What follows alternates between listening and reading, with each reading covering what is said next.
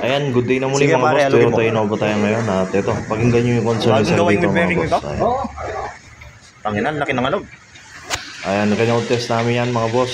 Ayan, oh. Ayan, may naglalagutok nga Ayan, daw. oh, mga kamay mo Tapos na. yun yung nakita namin mga boss. Saan mo Maluwag pinagawa na to? bolt, ang bolt Ang yun. nangyari dyan, bumiyaya ko ng norte. Oo. Dahil layo pa naman ang biyahe mo. Ang layo. Oo, layo. Ngayon, nasira yung bearing. Oo. Tapos pinagawa mo. Pinayos ko, binaklas ko lahat. Oo. Sa gitna ng kalsada, Oo. binaklas. Ngayon, yung mekaniko, itinawag ko lang doon eh. Naghanap lang ako ng mekaniko doon. Taga doon. Taga doon. Gabi na ba o umaga? Paggabi na rin. Natapos kami alas 6 ng 6:30 ng gabi.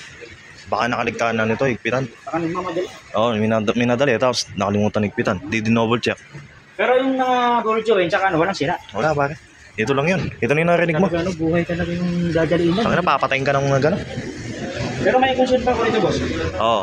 Yung tulong niya rito. Ay, yung tagas dyan. Saan kayo napitaan? Saan?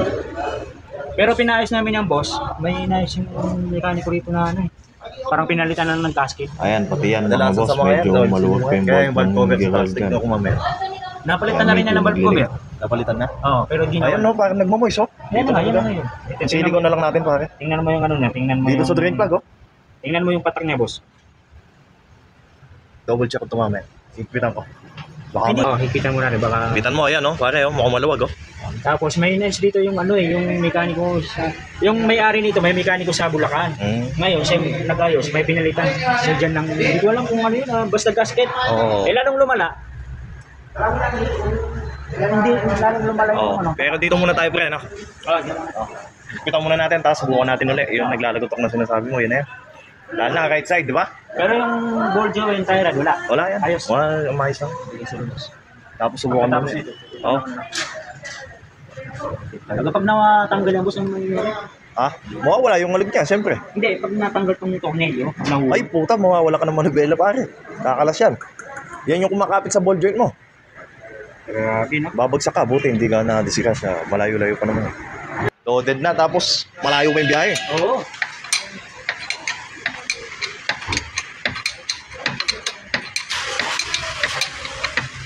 Konti na lang yun, kakalas na nga yun eh.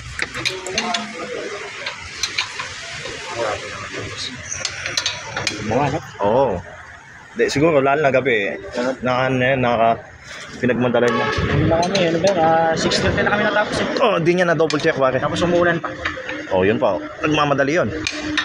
Alam mo yan, yan yung nakakapit sa ball joint. Kaya yan pag natanggal, yung green ball joint, di ba? Wala na sa yan. Madidisalay na yung ano mo, manubela mo. Tignan mo nga kung may alag pa. Wala na, no? Doon na lang, pare. Doon na lang tayo. Wala na yan, huwag mo yung pakanan. Dapat konting alog lang. Yan, dyan, wheel bearing yan. Ito, mas na ano yung alog dito.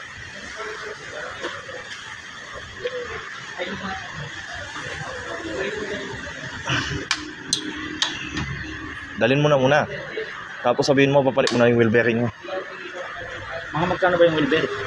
Ano kung nagpapalit ka na? Ito. Eh, baka Pare, patingan mo pare, maluwag. Yan ang inamis. Pre, pag ipindot nga, pag i-din nyo sa loob. Hindi, yan, ulo.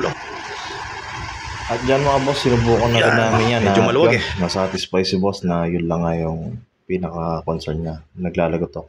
Natanggal na mga boss. At salamat po sa panonood.